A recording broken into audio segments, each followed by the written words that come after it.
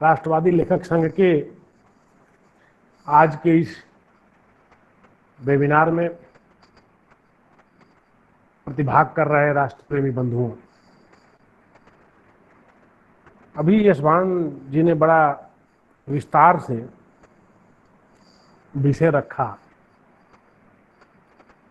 और उन्होंने जो विषय रखा उसके लिए मैं एक शब्द इस्तेमाल करूंगा। उन्होंने कागज लेखी नहीं रखा, आंखन देखी रखा।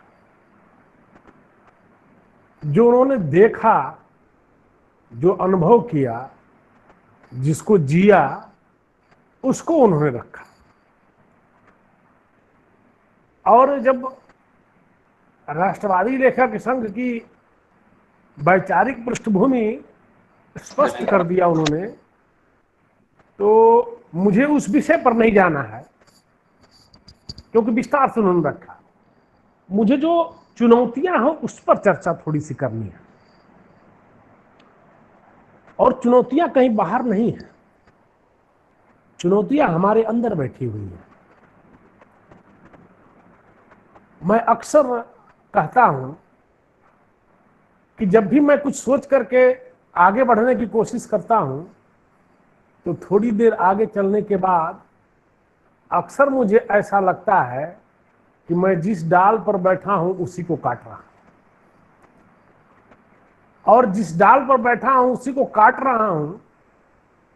ये जब मैं कहता हूं तो इसका कहने का एकमात्र मतलब है मेरा कि चुनौतियां बाहर से नहीं, चुनौतियां अंदर से। और अंदर से जो चुनौतियां हैं उनका पूरा का पूरा कारण जो है हमारी शिक्षा व्यवस्था है। इस शिक्षा व्यवस्था में चीजें ऐसे हमारे मन मस्तिष्क में बैठा दी गई हैं कि जब हम भी कहने जाते हैं, कोई बात हम रखते हैं, तो उसमें कहीं ना कहीं से वो तत्व घुस जाते हैं। जैसे कुछ शब्दों को ले लें आप,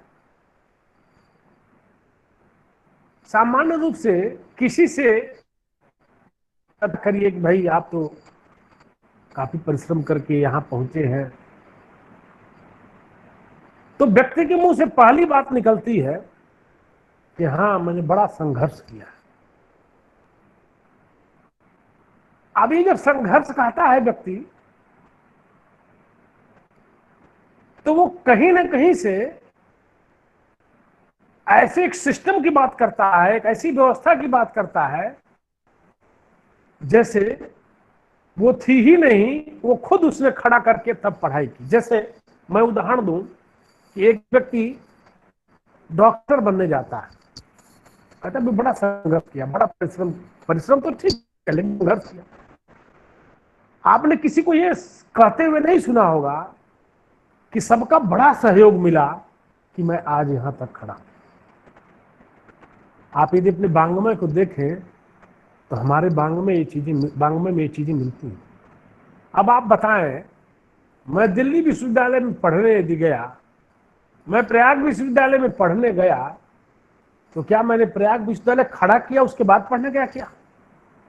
कोई डॉक्टर बनने जाता है तो क्या पहले मेडिकल कॉलेज खोलता तब पढ़ने जाता है क्या? हम उस बनी बनाई व्यवस्था में जब जाते हैं तो जो कुछ हमें परिश्रम करना पड़ता है उसी को संघर्ष के रूप में लेते हैं। और ये इस तरह की शब्दावलियां हमारे लिए बड़ी खतरनाक हो। ये जो शब्दावलियां हैं सबसे बड़ी चुनौती है, और ये हमारे अंदर की, क्योंकि हमें पढ़ते समय हमारी शिक्षा व्यवस्था में ये चीजें ऐसे दे दी गई हैं कि इन शब्दावलियों के बिना हम नहीं चल सकते।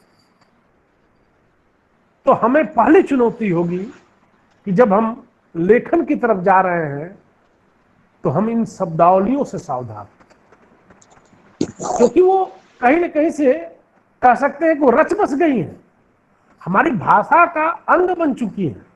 और जब भाषा का अंग बन चुकी हैं तो निश्चित तौर से हमारी शब्दावलियों में आ जाती हैं।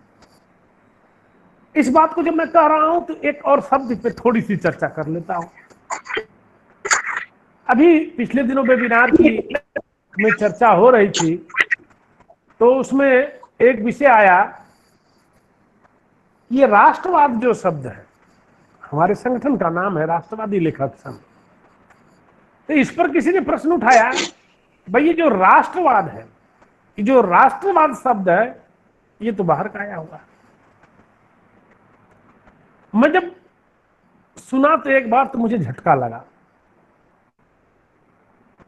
कि भाई ये क्या सचमुच राष्ट्र बाहर से आया है? तो मैं अभी कुछ दिनों पहले एक दिन देख रहा था कि देखे तो जो ही राष्ट्र शब्द आप गूगल में डालते हैं तो लिखता है कि ये पश्चिम के नेशन का पर्याय है। अब एक लाइन वो लिख दिया और उस एक लाइन को का लिखा हुआ जो है, हमने मान लिया कि जो राष्ट्र शब्द है ये राष्ट्र की अवधारणा है, राष्ट्रवाद है, ये सब बाहर से पश्चिम से आया हुआ है। अब पश्चिम से आया हुआ है तो राष्ट्रवादी लेखक संघ ने नाम क्यों रख लिया भाई? हमें भूल जाते हैं कि हमारे यहां एक बड़ा ही प्रसिद्ध सूत्र है, वयम राष्ट्र जागृयाम, हम राष्ट्र का जागरण करें, यजुर्वेद का सूत्र है।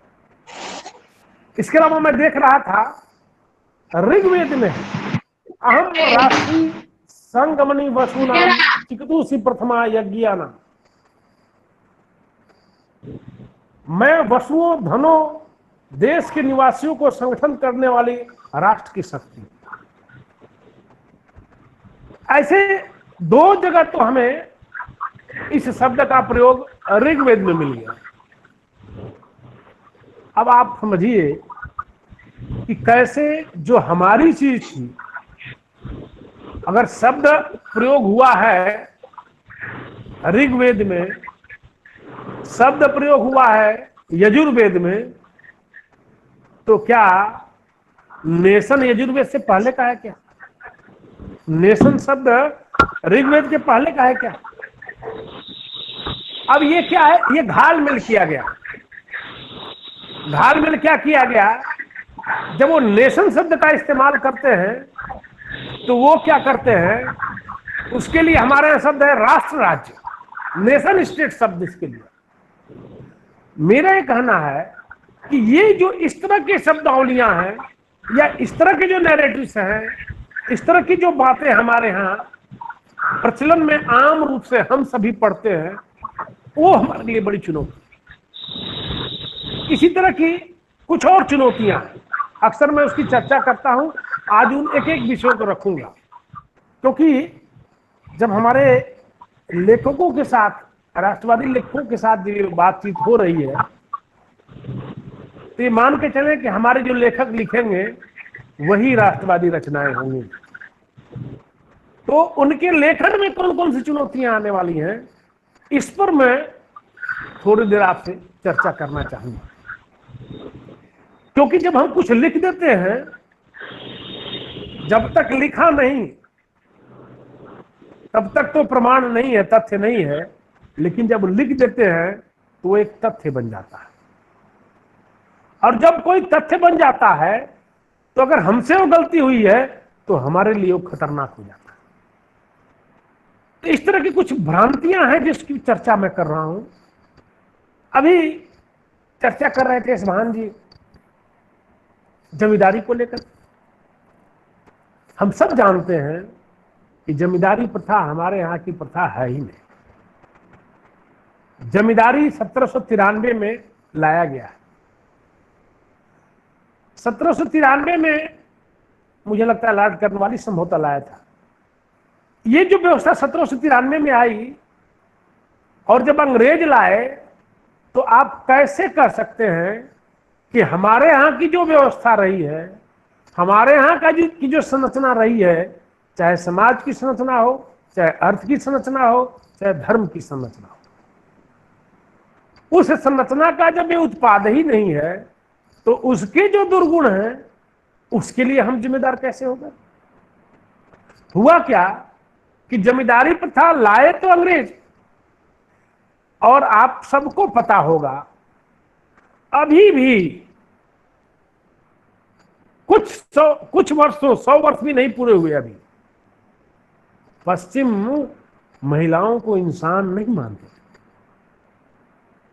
पश्चिम में महिलाओं को इंसान नहीं माना जाता था। उनको बहुत दिनों तक वेटिकन सिटी में प्रवेश की अनुमति नहीं थी।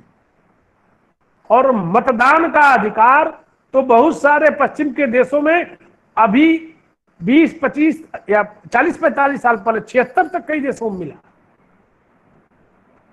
1921 के बाद से तो उनको मतदान देने का अधिकार धीरे धीरे मिलना शुरू हुआ। तो जिस व्यवस्था में इस तरह की चीजें रही, वहां जड़ता थी। यूरोप में अंधकार युग था और वो जमींदारी प्रथा का एक बड़ा हिस्सा था। तो जितना कुछ यूरोप में हुआ जमींदारी प्रथा के नाम पर, जो भी उल जलूल चीजें हुई, उन सारी चीजों का कह सकते हैं थोप दिया गया भारत में। तो ये जो जमींदारी प्रथा है, इसी तरह से सामंतवादी व्यवस्था जो है, ये सामंतवादी व्यवस्था है, ये तुर्कों और मुगलों की देन है। आप सभी जानते हैं हमारे यहां की जो व्यवस्था रही, अगर हमारे यहां राजा कोई विजय प्राप्त करता था तो वो अपनी अधीनता स्वीकार करा के छोड़ देता था।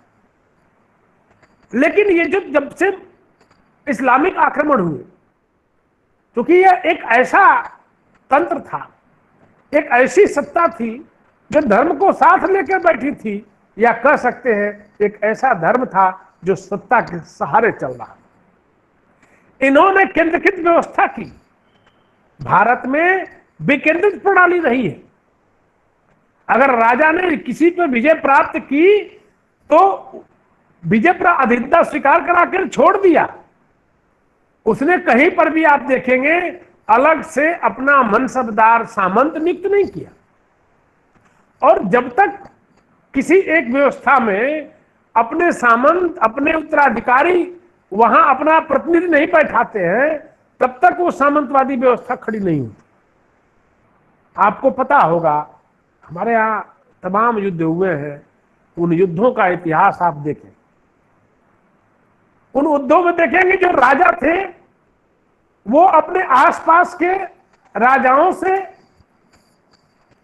संरक्षण सहयोग के लिए वो, एक मिनट थोड़ा सा व्यवधान होगा, बैटरी डिस्चार्ज हो रही है तो मैं थोड़ा सा लगा लूंगा, 1 मिनट के लिए बस रुकिए, क्योंकि बीच में बंद हो जाएगी तो दिक्कत होगी। तो 1 मिनट, बस 1 मिनट लगा लूं मैं, इसको चार्जिंग होती रहे।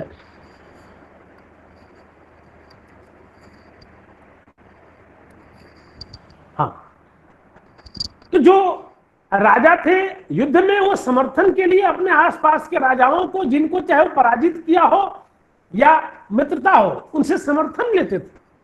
मित्रता आप सामान्य रूप से सुने हुए, लेकिन जो सामंतवादी व्यवस्था आई हमारे यहां, जिसकी तमाम तरह की बुराइयों की चर्चा हमारी भारतीय चिंतन परंपरा पर डाल दिया जाता है, वह सरासर झूठ है और पूरी तरह से थोपा हुआ है। तो हमारा जो राष्ट्रवादी लेखक संघ का रचनाकार है वो इन चीजों को ध्यान में रखे, क्योंकि सामंतवाद और जमींदारी के नाम पर वो तमाम उल जलूल चीजों को जो हमारे यहां नहीं रही है, हमारी चिंतन परंपरा में नहीं रही है, हमारे जीवन मूल्यों में जिनके लिए कोई स्थान नहीं रहा है, उनको इस नाम पर थोप दिया गया। अब हमारा जो रचनाकार लिखता है तो वो कई बार इस तरह की चूक कर जाता है। अब जैसे मैं एक उदाहरण दूंगा तो और बात साफ होगी और एक मुद्दा भी साफ हो जाएगा। एक हमारे रचनाकार रहे हैं, उन्होंने महिला रचनाकार थी, उन्होंने अपनी कई पुस्तकें लिखी जो महिलाओं पर आधारित थी, और संजोग से उसका लोकार्पण करने के अवसर पर मुझे अध्यक्षता करने का मौका मिला। तो जब वो लेखिका बोलना शुरू की, वो अपने विचार परिवार से थी, तो उन्होंने शुरू किया कि मध्यकाल में महिलाओं का बड़ा शोषण हुआ, अब यह भी एक भ्रांत धारणा है कि मध्यकाल में महिलाओं का शोषण हो रहा था। मैंने पूछा कि मीराबाई कहां से पैदा हुई भाई, रानी लक्ष्मीबाई कहां से पैदा हुई? ये तमाम हमारे आजादी के लड़ाई के दौरान या मुगलों के दौरान या तुर्कों के दौरान तमाम महिलाएं जो लड़ने के लिए खड़ी होती हैं, वो कहां से आ रही है भाई? मैं एक ही प्रश्न करता हूं कि अगर यदि किसी समाज में महिला को आजादी नहीं है, अगर उसको धर्म के संत परंपरा में अगर वो नहीं होती, अगर उसकी परंपरा नहीं होती, तो एक दिन मीराबाई निकल जाती क्या? और इसके लिए मैं बाहर का उदाहरण नहीं देता हूं, मैं हम और आप अपने ही परिवारों का उदाहरण लें। मैं तमाम सामान्य परिवारों में देखता हूं, अपने साथ पूरा परिवार लेके पूरा देश घुमा लाइए, विदेशों तो घुमा लाइए, लेकिन जब मैं कहता हूं अपनी पत्नी से कि भाई बनारस जाना है, काशी जाना है, तो चली जाओ ट्रेन से, तो मैं ट्रेन में जाकर बैठाता हूं टिकट लेकर के, और वहां काशी में उनके पिताजी पहुंच जाते हैं स्टेशन पर, तब वो पहुंचती है। यानी जो एक महिला जो वेल क्वालिफाइड है, आज के हिसाब से एमएससी एमएड तमाम पढ़ाई किया है, उसने पढ़ाना जानती है, सारा काम काशी में कर लेती है, मऊ में कर लेती है, लेकिन यहां से जाना है तो इतनी सुरक्षा उसको दी जाती है, इतना उसको सपोर्ट मिलता तब हो जाती है। आप कल्पना कैसे कर सकते हैं कि मीराबाई इतना विरोध के बाद सीधे निकल गई? यानी निश्चित तौर से उस समय परंपरा नहीं। और दूसरी बात, अगर वो परंपरा नहीं थी तो संतों ने कैसे स्वीकार कर लिया इतना आसानी से? कैसे संतों की मंडली में, सन्यासियों की मंडली में वो साथ निकल गई? तो मेरा कहना यह है, अब वो लेखिका, उन्होंने एक दिमाग में, जो मैंने कहा जिस पढ़ाई से, जिस शिक्षा व्यवस्था से हम निकले हुए हैं, जिसमें बताया गया है कि सामंतवाद में ये व्यवस्था थी, जमींदारी प्रथा इतनी खराब थी, महिलाओं का ऐसा ऐसा शोषण होता था, ऐसे ऐसे शोषण की बात कर देंगे कि जिसकी आप कल्पना नहीं कर सकते। अपनी आंखों से 50 साल मेरी भी उम्र हुई, 50 साल मैंने अपनी आंखों से उन चीजों को नहीं देखा, उन सब का दृश्य रख देते हैं, उसका कोई विवरण नहीं मिला और सबका दृश्य रख देते हैं, और इस तरह से लेखन करने लगते हैं, तो हमें लगता है ये चुनौती खड़ी हो। इस तरह के जो एक वैचारिक आवरण बढ़ा दिया गया है, मैंने आपसे जैसा कहा कि जब हम लिखने बैठते हैं तो जो हमारी पढ़ाई हुई, जो पूरा का पूरा संस्कार हमें मिला, जो पूरा का पूरा सिस्टम मिला। अब एक और बात, हमारे यहां अब कबीर के बारे में नहीं कहा जाता, और लोगों के बारे में कहा जाता है अनपढ़ थे। अभी चर्चा हो रही थी, यशमान जी भी कह रहे थे वो राजा थे लेकिन पढ़े लिखे नहीं थे। अभी पढ़े लिखे होने का क्या कॉन्सेप्ट है भाई? भारतीय चिंतन परंपरा में चाणक्य की डिग्री तो मिली नहीं। हमारे यहां जो शिक्षा की व्यवस्था थी वो पद्धति ही अलग थी। आज क्या व्यवस्था है? आज एक बड़ा बढ़िया नाटक है अंधेर नगरी। आज जो व्यवस्था है उस व्यवस्था पर वो नाटक एकदम सटीक बैठता है। एक व्यक्ति जो सिर्फ सिस्टम को समझता है,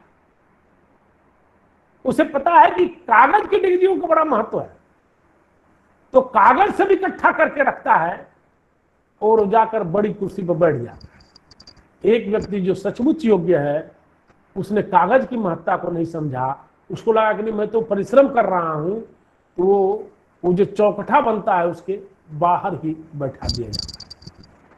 ये जो सिस्टम है, ये जो वर्तमान जो शिक्षा पद्धति है, इस शिक्षा पद्धति ने हमें वही पढ़ाया जो उसको चाहिए। आप कल्पना करिए, मैं खुद भी उसी में अपने आप में जोड़ रहा हूं।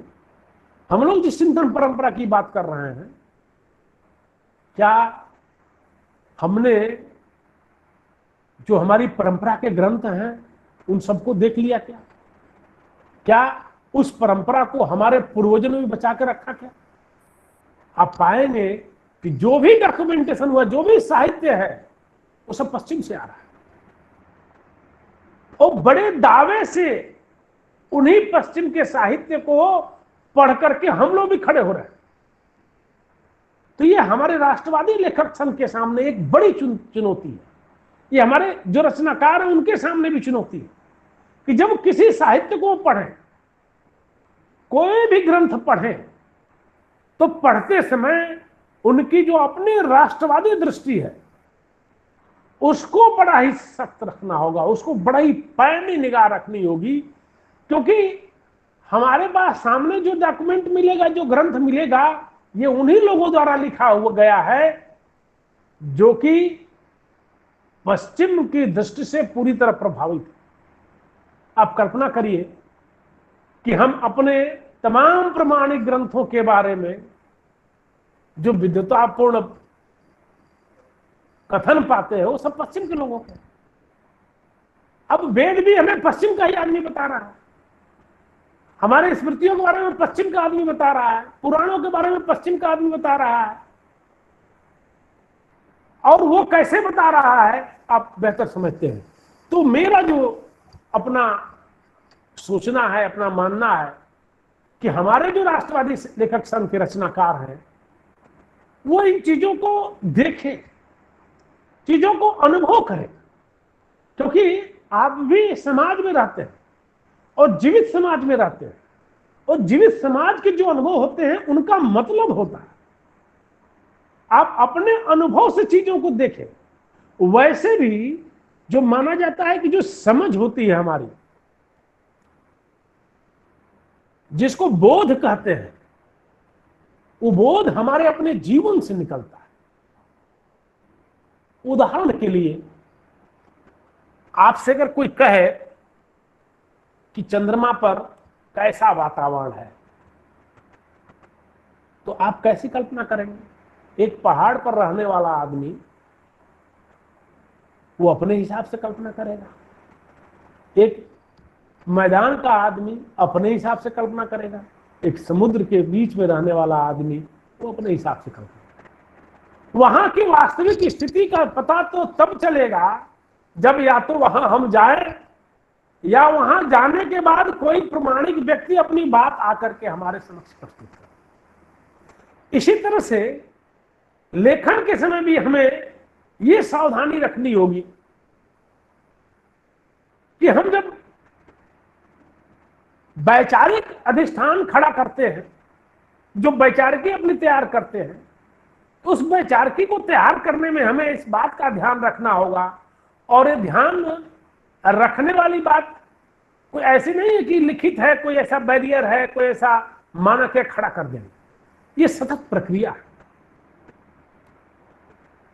जैसे मैंने अभी शब्द संघर्ष को उठाया, मैं खुद इस बात को महसूस करता हूं, संघर्ष है, शोषण, ऐसे तमाम शब्दावलियां हैं। इन शब्दावलियां, ये शब्दावलियां हमारे जीवन में ऐसे रच बस गई हैं कि हमें बार बार रोकना पड़ता है, फिर भी ये शब्द आ ही जाता। तो वैसे ही राष्ट्रवादी रचनाकार के लिए ये जो ब्रेकर खड़ा करना है कि भाई हमें राष्ट्रवादी दृष्टि से विचार करना, कि कहीं ऐसा तो नहीं कि हम लिख तो रहे राष्ट्रवादी साहित्य और लिखते लिखते कोई ऐसा परिवेश बना जिसके कारण से हम किसी ऐसी चीज से प्रभावित हो जा रहे हैं जो हमारे राष्ट्रवादी साहित्य के अनुकूल न हो। क्योंकि ऐसी चीजों का दुरुपयोग बहुत करते हैं वो लोग जिनका एकमात्र काम है छिद्रान्वेषण करना, जो कुछ सकारात्मक नहीं दे सकते, जो कुछ रचनात्मक नहीं दे सकते, जिनका काम ही है उछल कूद मचाना। अब उछल कूद मचाने का एक बड़ा बढ़िया दृष्टांत है, उससे विशेष समझ में आएगा। सिद्धार्थ जी समय का भी ध्यान देते रहिएगा। मैं जी हाँ जी आप संक्षिप्त कंक्लूड कर दें सर। ठीक। तो अभी मैं जो बात कह रहा था आप सबसे कि जो हमारे राष्ट्रवादी रचनाकार हैं, जो कवि हैं, जो उपन्यासकार हैं, अब जैसे एक उदाहरण के लिए मैं एक पुस्तक का जिक्र करूंगा, और एक ही पुस्तक जो वैसी बहुत सारी पुस्तकें हैं। एक मैं पुस्तक पढ़ रहा था चंद्रगुप्त, या शंकराचार्य, दीनदयाल जी ने लिखी, अभी जल्दी में पढ़ा इसलिए वो विषय था। तो जब चंद्रगुप्त को मैं पढ़ता हूं तो हमारे अंदर राष्ट्र की एक भावना, एक चेतना, एक ऐसा मन मस्तिष्क निर्मित होता है जिसके कारण से कुछ करने की प्रेरणा जगती है। साहित्य किस लिए लिखना, रचना किस लिए करना? रचनाकार का मकसद ही होना चाहिए कि वो राष्ट्र को जागृत करे।